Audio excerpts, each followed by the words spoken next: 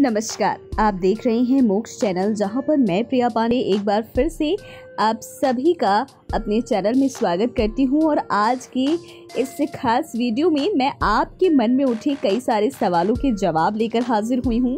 और क्यों लगाया जाता है हमारे लड्डू गोपाल जी को माखन मिश्री का भोग, साथ में तुलसी क्यों चढ़ाई जाती है, किस उम्र में श्री कृष्ण ने कंस का वध किया था, इन सब तमाम सवालों के जवाब लेकर चलिए दोस्तों बिना किसी देरी के आप सभी के इन सभी सवालों का जवाब देते हैं।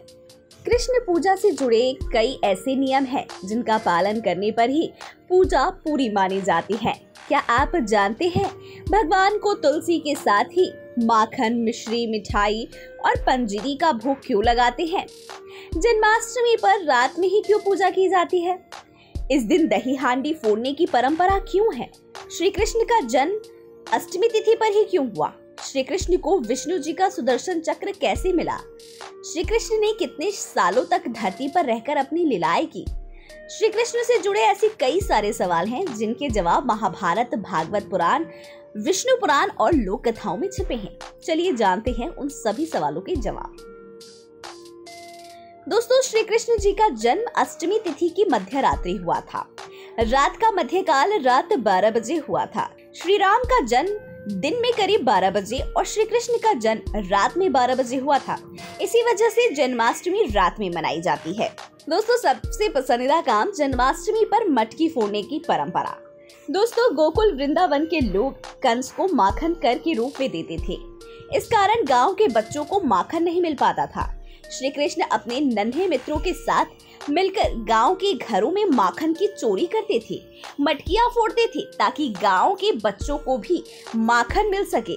इसी मान्यता की वजह से जन्माष्टमी रात में मटकी फोड़ने की परंपरा है। दोस्तों, जन्माष्टमी पर व्रत उपवास क्यों करते हैं? दोस्तों, व्रत उपवास करना भी भक्ति करने का ही एक तरीका है। भक्त जन्माष्टमी पर पूरे दिन अन्न नहीं खाते हैं, जिससे आलस दूर रहता है, पाचन तंत्र को आराम मिलता है, गैस, एसिडिटी जैसे पेट संबंधी दिक्कतें दूर रहती हैं और मन भक्ति में लगा रहता है। शरीर को जरूरी ऊर्जा मिलती रहे, इसके लिए फलों का सेवन किया जा सकता है। अब बात है भोग की। जी हाँ, माखन मिश्री शरीर को ताकतवर बनाते हैं। माता यशोदा अपने कान्हा को सेहतमंद और शक्तिशाली बनाने के लिए माखन खिलाती थी। श्री कृष्ण को भी माखन बहुत पसंद था, इसी वजह से उन्हें माखन और मिठास के लिए मिश्री मिलाकर भोग लगाया जाता है। अब बात की जाए गर्भवती के कमरे में बाल गोपाल की तस्वीर लगाने की सलाह क्यों दी जाती है? दोस्तों, श्री कृष्ण का बाल स्वरूप बहुत ही सुंदर है। बाल गोपाल बहुत नटखट और आकर्षक है। जो भी ये स्वरूप देखता है वह मोहित हो जाता है। गर्भवती महिला दिन भर बाल गोपाल की तस्वीर देखती है तो गर्भ में पल रहे शिशु पर सकारात्मक असर होता है। शिशु भी सुंदर और संस्कारवान होता है। अब बात तुलसी की जाए कि तुलसी क्यों भोग में चढ़ाया जाता है? तुलसी को विष्णु प्रिया कहा जाता है। विष्णु जी ने शंखचूड़ राक्षस का वध करने के लिए शिव जी की मदद की थी। तुलसी शंखचूड़ की पत्नी थी। बाद में तुलसी जी ने विष्णु जी को पत्थर बन जाने का श्राप दिया और विष्णु जी ने भी ये श्राप स्वीकार करते हुए तुलसी को उनकी पूजा में शामिल होने का वरदान दिया था। इसी वजह से श्री कृष्ण को भी तुलसी अनिवार्य रूप से चढ़ाई जाती है। अब बात श्री कृष्ण के श्रृंगार की। भगवान श्री कृष्ण का लेपन करने के लिए सुगंधित तेल, हल्दी, कपूर, दही, घी, जल और केसर का उपयोग करना चाहिए। श्रृंगार के लिए मोर पंख, बांसुरी, रेशमी पीले वस्त्र, तुलसी फूल, वैजंती माला, सोने चांदी के आभूषण, चंदन आदि चीजें जरूरी हैं। तो वहीं भोग के लिए पंजीरी, खीर, सूखे मेवे, माखन, मिश्री, मिठाई रखें। अब सबसे अहम बात कि श्री कृष्ण को 56 भोग क्यों लगाया जाता है? माता यशोदा एक दिन में 8 बार बाल कृष्ण को भोजन देती थी। गोकुल वृंदावन के लोगों को इंद्र के प्रकोप से बचाने के लिए श्री कृष्ण ने 7 दिनों तक गोवर्धन पर्वत अपनी उंगली पर उठाकर रखा था। 7 दिनों तक श्री कृष्ण ने कुछ खाया नहीं था।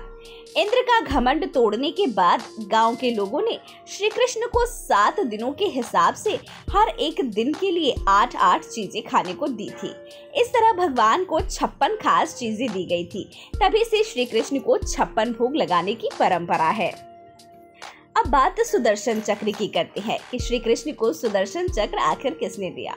विष्णु पुराण के मुताबिक श्री कृष्ण ऋषि सांदीपनि के आश्रम में शिक्षा ग्रहण कर रहे थे। उस समय परशुराम जी ने श्री कृष्ण को सुदर्शन चक्र भेंट किया था। परशुराम को ये चक्र वरुण देव ने, वरुण देव को अग्निदेव ने और अग्निदेव को ये चक्र स्वयं विष्णु जी ने दिया था। विष्णु जी को सुदर्शन चक्र शिव जी ने दिया था। अब बात श्री कृष्ण जी ने अपनी लीलाएं कैसे समेटी। गांधारी और दुर्वासा मुनि के श्राप के कारण ही पूरे युद्धवंश का नाश हो गया था। इसके बाद एक दिन श्री कृष्ण वन में एकांत में बैठे हुए थे। उस समय एक शिकारी ने उनके पैर के पंजे को हिरण की आंख समझकर भगवान के पंजे पर तीर मार दिया था। इसके बाद श्री कृष्ण सशरीर अपने बैकुंठ धाम लौट गए। वह तीर उसी लोहे से बना था जिस मुसल से ऋषि दुर्वासा का अपमान हुआ था। इसी मुसल की वजह से श्री कृष्ण का वंश खत्म हुआ था। दोस्तों, आशा करती हूँ हमारे आज के इस खास वीडियो में आप सभी को बहुत सारी जानकारियाँ मिली होंगी। अगर आपको हमारी आज की खास वीडियो पसंद आई हो तो इसे लाइक, कमेंट, शेयर करके जरूर बताइएगा।